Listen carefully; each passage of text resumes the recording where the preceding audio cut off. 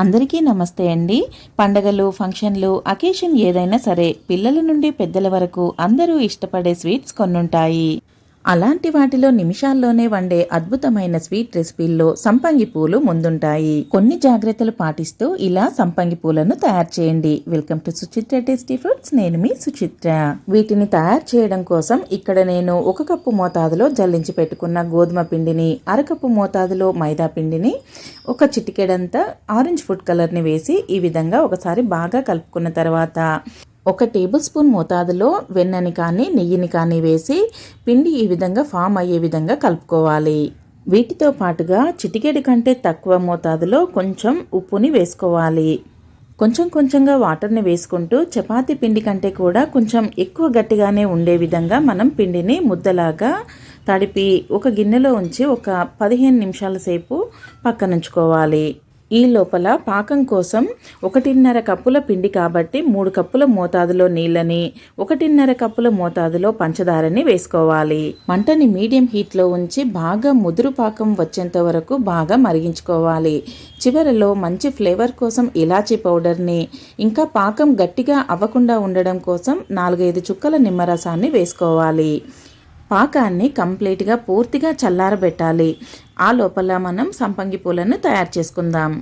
నానిన తర్వాత పిండిని ఒక 5 నుండి 10 నిమిషాల సేపు చాలా బాగా కలుపుకోవాలి.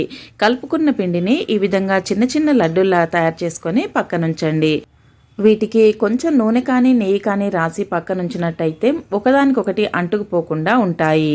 ఈ విధంగా చపాతీలాగా ఒత్తుకున్న తర్వాత చివర ఉండే ఎడ్జెస్ని ఈ విధంగా కట్ చేసుకొని మధ్యలో కట్టర్ కానీ చాకు సహాయంతో కానీ ఈ విధంగా నిలువుగా కట్ చేసుకోవాలి.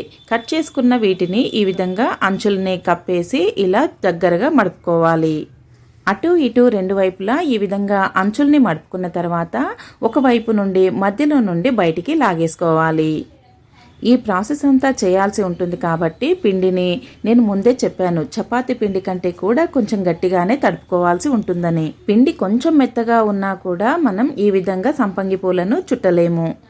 పిండిని తడిపేటప్పుడే కొంచెం జాగ్రత్తగా కాస్త గట్టిగా తడుపుకున్నట్టయితే టెన్షన్ లేకుండా ఇలా సంపంగి పూలను తయారు చేసుకోవచ్చు.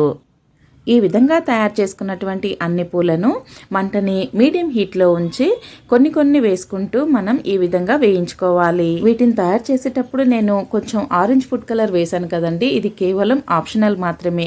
మీకు నచ్చితేనే వేసుకోండి, లేదంటే స్కిప్ చేసేయండి. వేయించుకున్నటువంటి అన్ని పూలను ముందు మనం తయారు చేసుకొని చల్లారబెట్టి పెట్టుకున్నటువంటి పాకం ఉంది కదా, అందులో వేసుకోవాలి.